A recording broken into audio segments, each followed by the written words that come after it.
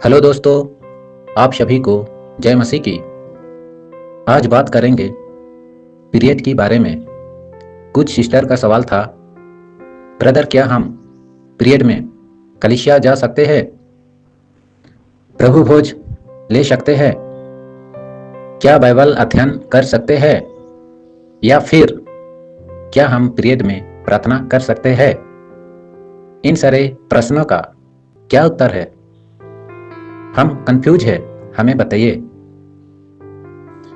देखिए, यदि हम देखते हैं तो हमारे समाज में अभी भी इस टाइम कुछ औरत को अशुद्ध माना जाता है। जब उनका पीरियड आता है तो उन्हें अशुद्ध माना जाता है। उनका दिया हुआ पानी लोग नहीं पीते हैं, नंबर 1। उनके हाथ का बनाया हुआ खाना लोग नहीं खाते हैं, नंबर 2। यहाँ तक कि उनसे अपना शरीर स्पर्श भी नहीं करते हैं। इतना तक उनसे छुआछूत माना जाता है। तो मेरे प्रियो, आज हम इस वीडियो में जानेंगे कि क्या एक मसीह स्त्री को बाइबल पढ़ना चाहिए पीरियड के द्वारा, या कलीसिया जाना चाहिए पीरियड के द्वारा। देखिए, जब हम व्यवस्था विवरण को पढ़ते हैं तो वहाँ पर लिखा है, फिर जब कोई स्त्री ऋतुमती रहे तो वह 7 दिन तक अशुद्ध ठहरी रहे, और जो कोई उसको छुए वह सांझ तक अशुद्ध रहे। और जब तक वह अशुद्ध रहे तब तक जिस जिस वस्तु पर वह लेटे और जिस जिस वस्तु पर वह बैठे वे सब अशुद्ध ठहरे। और जो कोई उसके बिछौने को छुए वह अपने वस्त्र धोकर जल से स्नान करे और सांझ तक अशुद्ध रहे। और जो कोई किसी वस्तु को छुए जिस पर वह बैठी हो वह अपने वस्त्र धोकर जल से स्नान करे और सांझ तक अशुद्ध रहे। और यदि बिछौने वा और किसी वस्तु पर जिस पर वह बैठी हो छूने के समय उसका रुधिर लगा हो तो छूनेहारा सांझ तक अशुद्ध रहे। और यदि कोई पुरुष उससे प्रसंग करे और उसका रुधिर उसके लग जाए तो वह पुरुष 7 दिन तक अशुद्ध रहे, और जिस जिस बिछौने पर वह लेटे वे सब अशुद्ध ठहरे। ठीक है ना? यहाँ तक कि पुराना नियम में मना ही था। इन सारे वचनों का मतलब यही निकलता है कि एक स्त्री को जिसको पीरियड है वो स्त्री मतलब समाज में अशुद्ध मानी जाती थी। उसके हाथ का जो है कोई व्यक्ति पानी नहीं पी सकता है, कोई खाना नहीं खा सकता है। तो मेरे प्रियो, ये था पुराना नियम का व्यवस्था। नया नियम में क्या हुआ कि यीशु कहता है, आज के बाद तुम सब शुद्ध हो, पवित्र हो।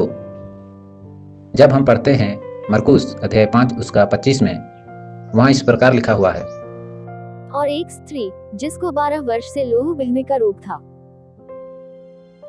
और जिसने बहुत वैद्यों से बड़ा दुख उठाया और अपना सब माल व्यय करने पर भी कुछ लाभ न उठाया था, परंतु और भी रोगी हो गई थी। यीशु की चर्चा सुनकर भीड़ में उसके पीछे से आए और उसके वस्त्र को छू लिया, क्योंकि वह कहती थी, यदि मैं उसके वस्त्र ही को छू लूंगी तो चंगी हो जाऊंगी। और तुरंत उसका लहू बहना बंद हो गया और उसने अपनी देह में जान लिया कि मैं उस बीमारी से अच्छी हो गई। यीशु ने तुरंत अपने में जान लिया कि मुझ में से सामर्थ निकली है, और भीड़ में पीछे फिरकर पूछा, मेरा वस्त्र किसने छुआ? उसके चेलों ने उससे कहा, तू देखता है कि भीड़ तुझ पर गिरी पड़ती है और तू कहता है कि किसने मुझे छुआ? तब उसने उसे देखने के लिए जिसने यह काम किया था चारों ओर दृष्टि की। तब वह स्त्री यह जानकर कि मेरी कैसी भलाई हुई है, डरती और कांपती हुई आई और उसके पांवों पर गिरकर उससे सब हाल सच सच कह दिया। उसने उससे कहा, पुत्री, तेरे विश्वास ने तुझे चंगा किया है, कुशल से जा और अपनी इस बीमारी से बची रह। जो कोई व्यक्ति, चाहे कोई भी रोग हो, चाहे कितने भी पापी व्यक्ति हो, जो प्रभु पर विश्वास करता है वो शुद्ध हो जाता है और पवित्र हो जाता है।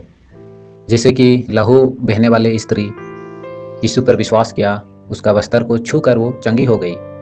वैसे ही प्रभु का वचन कहता है, ऐसा तो कोई वस्तु नहीं जो मनुष्य को अशुद्ध करे, क्योंकि जो मनुष्य के मुंह में जाता है वो मनुष्य को अशुद्ध नहीं करता, वरन जो कुछ मनुष्य के मुंह से निकलती है वही उसे अशुद्ध करती है।